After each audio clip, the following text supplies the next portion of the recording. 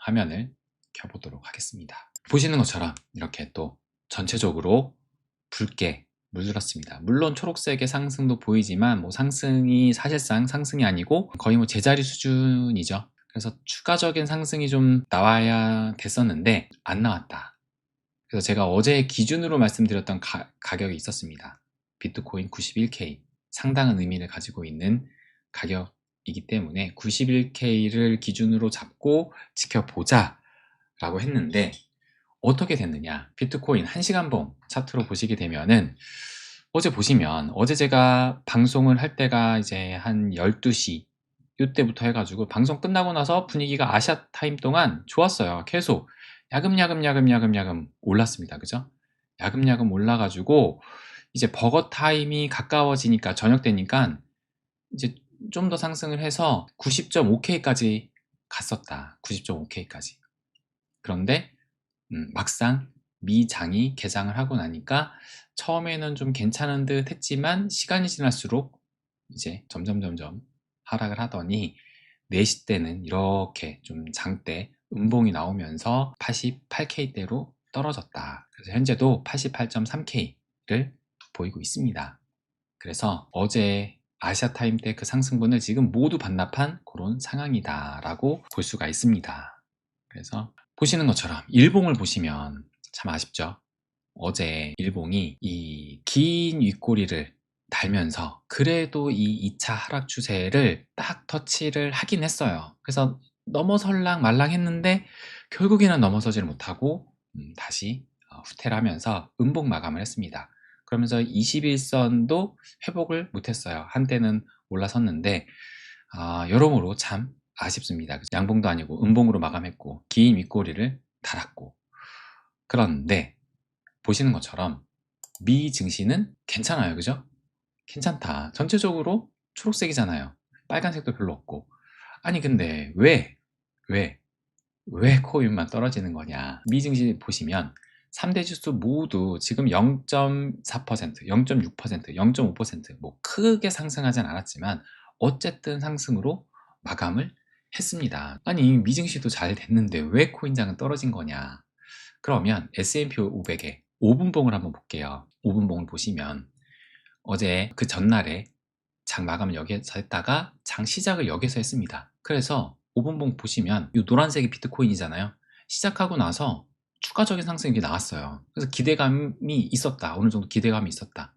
근데 기대감이 있는데 또 이제 살짝 하락하니까 하락이 나오고, 그러다가 하락이 나온 듯 했지만 다시 S&P 500이 올라가 주니까 함께 상승을 했습니다. 그러다 떨어지는데 이제 또 비트코인은 뭔가 이제 부담을 느끼고 고점 인식 물량이 나왔고, 사실상 이 S&P 500이 크게 움직이진 않았지만 이제 떨어질 때 더 민감하게 하락을 하면서 결과적으로는 S&P 500은 상승으로 마감을 했는데 이 비트코인은 그 상승분을 사실상 다 반납을 한 겁니다. 다 반납을 해버렸다. 그런데 중요한 것은 보면은 우리가 이 AI의 대장주를 엔비디아로 보잖아요. 엔비디아의 일단 이 일봉을 보시면 어제 일봉이 이거거든요. 어제 상승으로 마감을 했습니다. 상승으로 다시 상승으로 마감을 했다. 1.49% 상승으로 마감을 했지만 일봉이 음봉이에요. 음봉. 상승 마감을 했지만 음봉으로 마감. 그러니까는 지금 이 음봉도 아래 꼬리가 달렸거든요. 더 떨어졌다가 그나마 올라와 가지고 음봉을 가까스로 이렇게 해서 마감을 한 겁니다. 그죠? 그러니까 어제 1%나 상승을 했지만 여기에서 전날이 여기에서 이제 마무리를 졌고 여기에서 시작을 하다 보니까는 상승이지만 어제 장중의 움직임은 안 좋았다는 거예요. 그죠? 장중의 움직임은. 근데 이 엔비디아 뿐만 아니라 구글도 어제 보시면 0.85%의 상승으로 마감을 했습니다. 근데 일봉을 보시게 되면은 일봉도 긴 아래 꼬리를 달면서 결국에는 음봉이에요. 뭐 십자형 캔들이긴 하지만, 그러니까 장중에는 이렇게 떨어졌다가 올라갔다는 겁니다. 그러면서 그래도 음봉. 아마존도 상승으로 마감을 했어요. 0.48%. 그런데 떨어졌다가 또 음봉. 메타도 0.4% 상승 마감이긴 하지만 위아래 꼬리 달면서 음봉. 그러니까 장중에는 안 좋은 겁니다. 팔란티어도 0.3% 상승 마감이긴 하지만 음봉이에요. 테슬라는 AI주 그래도 뭐 볼까요? 테슬라도 1.56%지만 음봉. 그러니까는 제가 말씀을 드렸던 이 엔비디아를 말씀드리면서 엔비디아를 비롯한 AI 관련주들이 제대로 반등세를 보이고 그 힘에 의해서 S&P 500과 나스닥이 새로운 역사를 써갈 때 비트코인도 찐 반등장으로 갈 수 있다. 그런데 어제 상승이 나오고 물론 S&P 500, 나스닥, 그 다음에 엔비디아까지 상승 마감을 했지만 실질적으로 어제 미 증시 때 그 움직임이 좋지 않은 겁니다. 그래서 제가 계속 말씀을 드렸던 현재 매크로는 AI한테 달렸다. AI가 지금 결정을 짓고 있는데 이 매크로의 방향성을 결정을 짓고 있는데 그런데 이 매크로의 영향에 더 민감하게 반응하는 것이 지금 비트인 겁니다. 그러니까는 어쨌든 결과적으로 보면은 디커플링이에요. 그죠? S&P 500은 상승 마감을 했는데 또 흐름도 이 비트코인은 하락으로 더 떨어졌습니다. 근데 세세하게 보게 되면은 어제 장중의 움직임, 이 AI 관련주들의 움직임이 사실상 그렇게 좋은 건 아닙니다. 그러니까 딱 좋았던 것이 금요일이었어요. 금요일 날 엔비디아가 여기를 돌파하면서 장중에도 이렇게 상승을 했었거든요. 장중에도. 그러면서 비트코인도 이렇게 금요일 날 이런 상승이 나왔던 건데 사실상 어제 같은 경우는 장중에 안 좋았습니다. 그죠? 장중에 버거타임 때 비트코인이 버거타임 때 변동성이 크잖아요. 그때 잘 나와야 되는데 그때 사실상 얘네들이 물론 시작가는 높았지만 사실상 장중에 움직임이 좋았던 것은 아니었다. 그래서 비트코인을 보시게 되면은 매크로 영향에 초민감적인 비트, 그러니까 진짜 민감하죠. 그래도 상승을 했는데 근데 장중의 움직임이 안 좋았다고 그냥 꼬꾸라집니다. 그러니까 결론적으로는 어제 매크로 흐름이 하락 추세, 그러니까 비트의 이 하락 추세, 사상 최고가를 찍고 난 이후에 계속 이어지고 있는 이 하락 추세를 뚫어버릴 만큼의 그 동력은 아니었다. 그 힘은 아니었다라는 겁니다. 그만큼 여기를 벗어나는데 이 저항대가, 이 하락 추세가 그만큼 강하다라는 얘기겠죠. 그죠? 그래서 여기를 돌파하는 것이 절대 쉽지 않다. 호락호락하지 않다라는 것을 어제 보여줬다라고 봅니다. 그래서 사실상 산타랠리를 이어가려면 어제 좀 좋은 흐름이 나오면서 분위기 계속 타가지고 이렇게 그래서 이 분위기를 타가지고 이 하락 추세를 벗어나면은 완전 이제 추세 반전이 될 수 있다고 볼 수 있으니까 그러면서 이제 이 고점을 넘기면 된다. 그 관점으로 봤는데 일단 어제가 이렇게 윗꼬리를 달면서 하락으로 마감을 했습니다. 그래서 지금도 살짝 힘이 빠지고 있고 물론 제가 산타 랠리 없다라고 했는데 제 말대로 또 반대로 갈 수도 있는 거죠. 작년에도 지금 보니까 작년 볼까요? 작년 크리스마스 때가 보시면 요거예요. 지금 24일 12월 24일 이때 12월 24일 크리스마스 이브 때 오르고 크리스마스 성탄절 때 오르고 근데 이제 이렇게 오르고 그 다음날 이렇게 또 떨어졌었죠.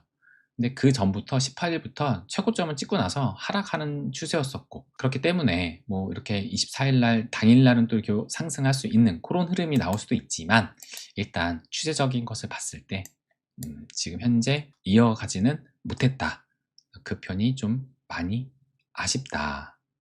많이 아쉽습니다. 그러면 현재 선물 시장은 어떠하냐? 미 선물 시장 현재 제자리 걸음입니다. 진짜 제자리고 S&P 500은 나스닥도 0.07%니까 거의 지금 움직임이 없다. 그런데 하나의 이벤트가 남긴 했어요. 이놈의 PC 어제 제가 자정이라고 말씀을 드렸는데 이게 또 연기가 됐습니다. 이게 연기가 된 건지 아니면 이 인베스팅닷컴이 잘못 표기를 하고 있는 건지 모르겠는데 어쨌든 발표가 오늘 밤이에요. 오늘 밤 10시 반에 10월 달께 발표가 됩니다. 이게 통합돼서 11월 달 것도 같이 한다고도 본 것 같은데 어쨌든 발표가 됩니다. 그래서 이것이 또 시장에 이제 변동성을 줄 만한 요소이긴 하죠. 근데 이제 CPI도 그랬다시피 셧다운 때문에 이제 충분한 조사가 이루어지지 않아서 이것을 시장에 얼마나 반영할지 지난 CPI도 물론 좀 긍정적으로 반응하긴 했지만 사실상 그것도 감안해서 봐야 되기 때문에 일단 오늘 밤 10시 반에는 이제 더 이상 밀리진 않을 것 같아요. 그래서 오늘 밤 10시 반을 한번 지켜보자. PC가 나옵니다. 어쨌든 물가지수도 중요하기 때문에 물가지수가 어떻게 나오는지에 따라서 시장이 또 반응할 수 있다. 현재 미선물 시장이 움직이지 않고 있지만 중요한 거 계속 말씀드리지만 현재 지금 매크로의 그 방향성을 결정하는 것이 AI이기 때문에 AI들이 잘 가야 됩니다. 그래서 지금 현재 시대의 두 가지 축, AI와 암호화폐 시대라고 말씀을 드렸는데 어쨌든 AI하고 같이 가려고 하잖아요. 그래서 AI들이 장중에 잘 움직여야 된다. 장중에. 그러니까는 뭐 제가 장중에 잘 움직여야 된다라고 말씀드렸지만 미장 같은 경우는 주말 동안에 안 움직이지 않잖아요. 근데 주말 동안에 비트코인이 올랐긴 했습니다. 그게 크진 않았지만 어쨌든 금요일 오르고 토요일 일요일 올랐다. 오르긴 했다. 그러다가 이제 월요일 날 장이 미장은 열려가지고 또 그 분위기 타서 상승으로 출발은 했지만 사실상 AI주들이 크게 움직인 건 아니니까 비트코인이 여기 하락 추세를 돌파할 만한 그만한 힘을 받지는 못했다.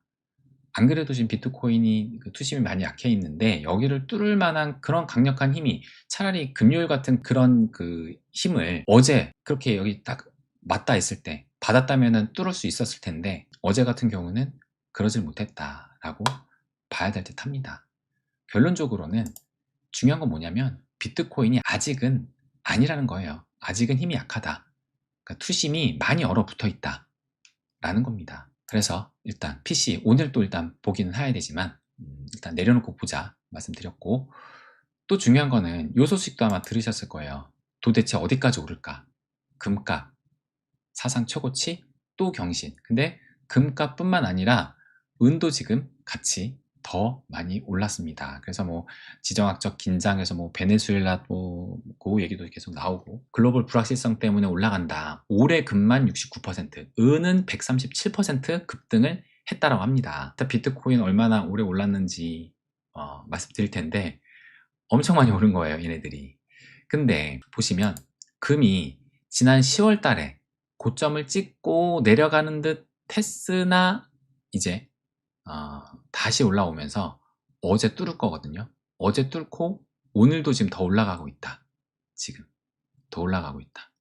그러니까 여기를 넘으니까 지금 조금 더 올라가고 있죠. 근데 은은 아까 보시는 것처럼 더 많이 올랐잖아요. 은이 왜 이렇게 많이 올랐냐? 은을 보시면 요거거든요.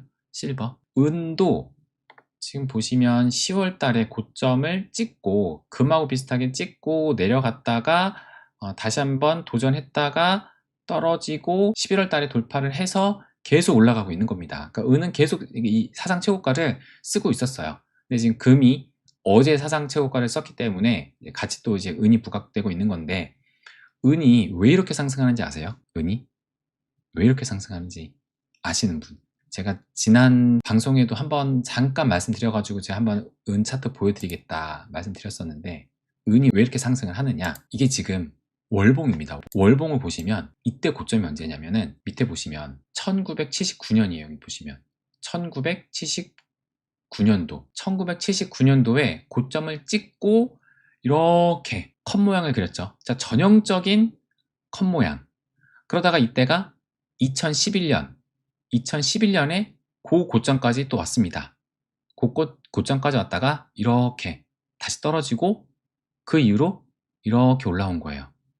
요 모양 제가 말씀드렸던 거 기억하시죠? 커버랜드 패턴 이렇게 상승을 했다가 오리지널 불리시 트렌드 해가지고 상승 추세 이렇게 했다가 그 다음에 크게 이제 빠지는데 이렇게 컵 모양을 그리고 핸들 있는 다음에 돌파하는 흐름. 그래서 요것이 커버랜드 패턴 해가지고 제가 이런 그림이 어디에 있었다 말씀을 드렸습니다. 근데 지금 은이 딱 그 모습인 거예요. 정말 정확하게.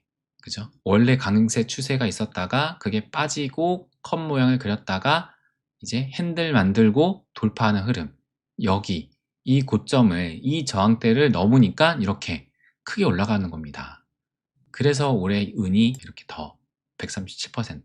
근데 이 그림이 제가 어디에 썼다라고 말씀드렸었죠? 바로 알트 토털2. 지금 이게 2가 있는 게 스테이블 코인까지 제외한 겁니다. 그러니까 포함한 것도 마찬가지예요. 근데 지금 제가 토털2 차트는 워낙 제가 그려놓은 게 많아가지고 지저분해서 이걸로 갖고 왔는데, 어쨌든 스테이블 코인까지 제외한 걸 봤을 때 2021년도에 고점을 찍고 그 다음에 작년 12월 달 트럼프가 당선이 되면서 올라왔잖아요. 그러면서 이때 고점까지 찍고 이제 떨어졌어요.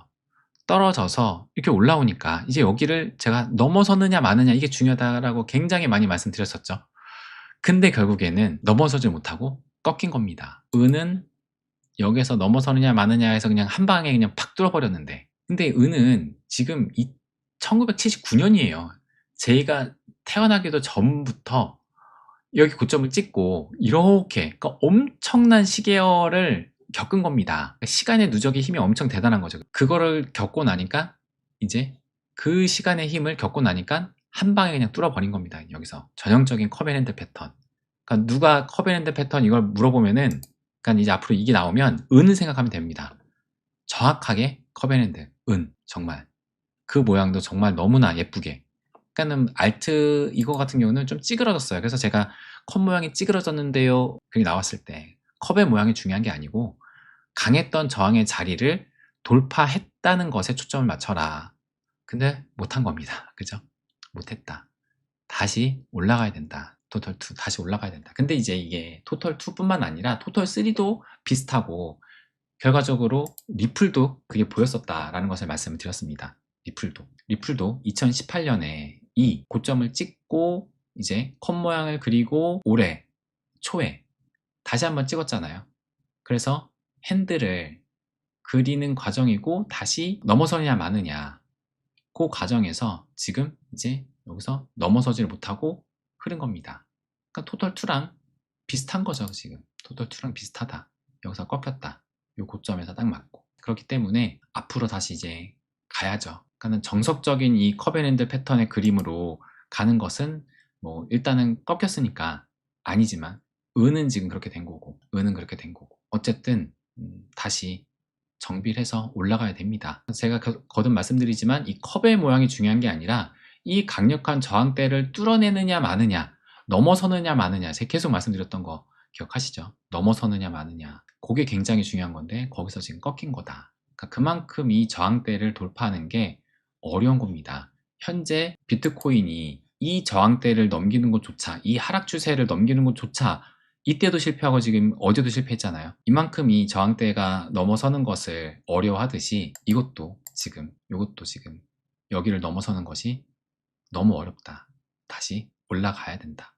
다시 올라가는 도중에 이제 상승이 나오는 거지만, 또 이렇게 바로 갈지 아니면 더 헤매다 갈지 이제 모르죠. 이제 우리는 그게 불안한 거고, 근데 결국에는 넘어설 겁니다. 결국에는 넘어선다. 그래서 뭐 리플도 이런 모양을 그리고 있었는데, 현재 봤을 때 어쩔 수 없어요. 어쩔 수 없다.